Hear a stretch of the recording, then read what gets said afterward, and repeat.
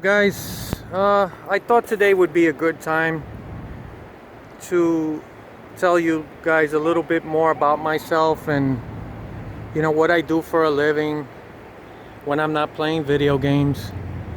So I'll start off here. I'm at work. I'm on the roof. As you can see, straight over there, Yankee Stadium. There is a game right now. I don't know if you can see the people there. Now, this is the South Bronx. For those of you who don't know, this is where I've lived all my life, born and raised.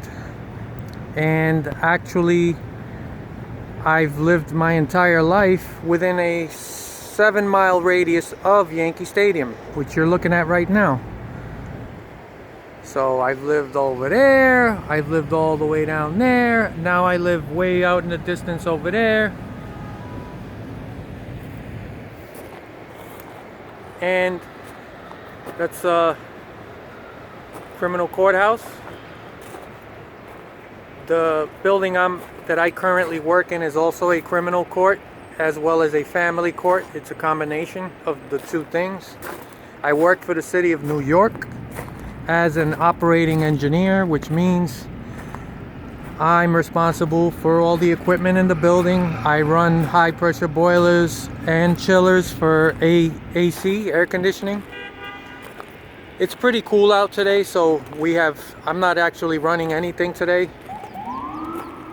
Now, as you look off into the distance where I'm pointing, that is Manhattan, Lower Manhattan to be exact.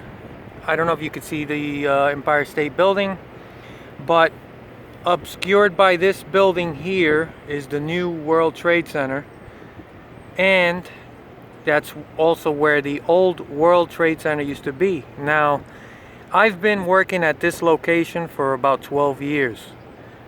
However, before I got transferred to the Bronx, I did work in Lower Manhattan. In fact, it's for the same agency, same job, just a different location. And at the time, the location that I worked in was at a building directly across the street from City Hall, which was also just a couple of blocks away from the World Trade Center. So I bring that up because it's interesting, it's a part of history, and I was there on 9/11. In fact, I witnessed the second plane hit the second tower from the roof of the building I was working in. And what happened was, that morning we were downstairs having coffee, and we had a TV down there, and we were watching the news, and all of a sudden it was a breaking news event that there was a huge explosion at the World Trade Center. So they didn't really know what happened. It was like the first initial reports, and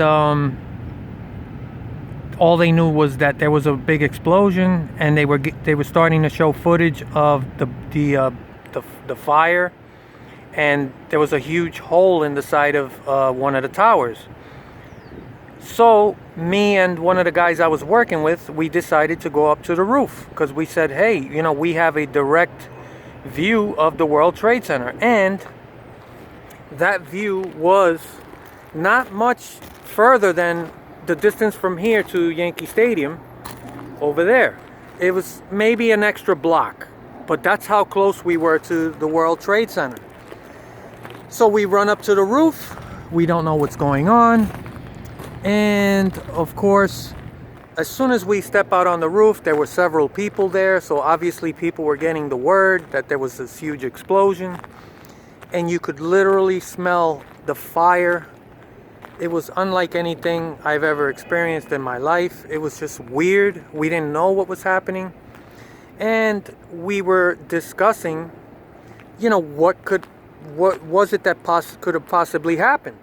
Now, you could see clearly there was a massive hole in the side of the building, smoke, flames coming out, and so our initial thought was it must have been a bomb. Somebody went in the building with a bomb and went up to one of the upper floors and detonated it.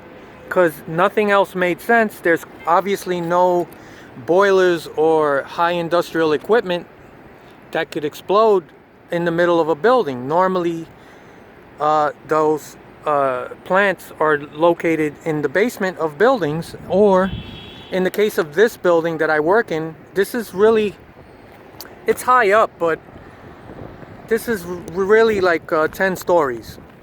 And so it's not really a tall building, but in certain buildings like this that are not tall, you will have at times a plant, which is where the boilers and the AC equipment are located on the top.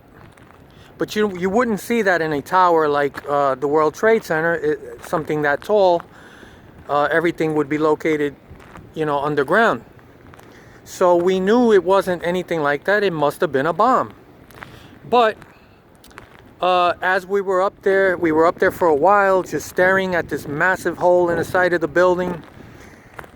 And all of a sudden, you could see in the distance a plane.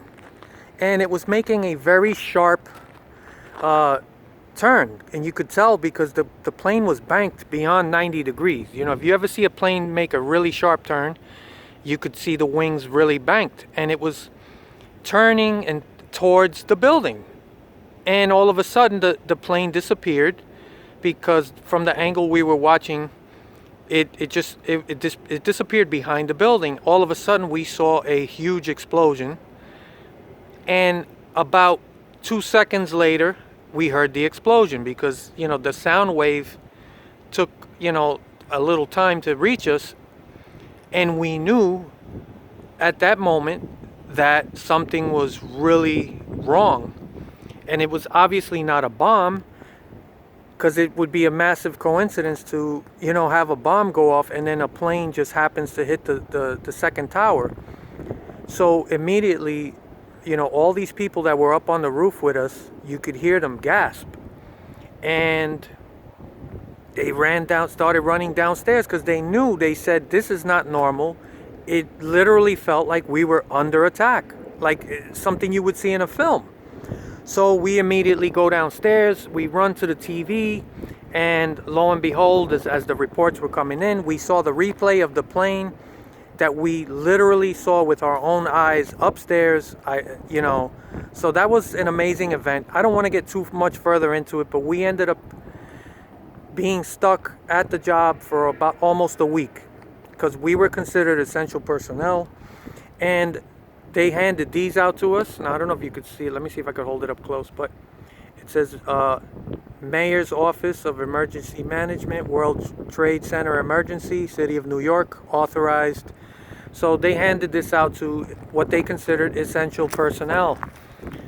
So we were part of, handing out all the emergency supplies, things like hazmat suits, gas masks, all kinds of stuff like that.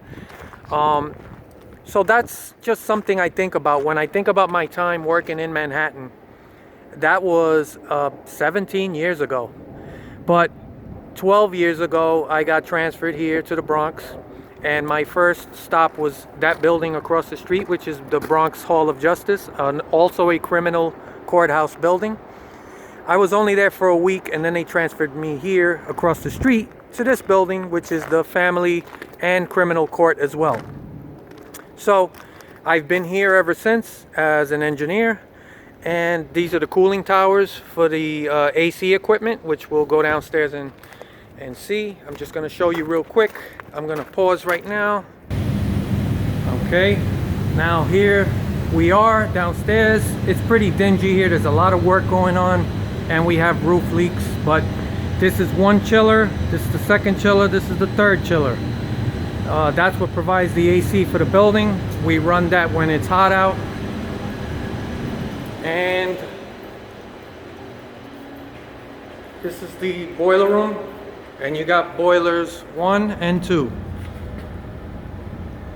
So that's my job. This is what I do. I run this equipment. I hope you guys learned something or found something interesting, and I'll see you guys around. Later.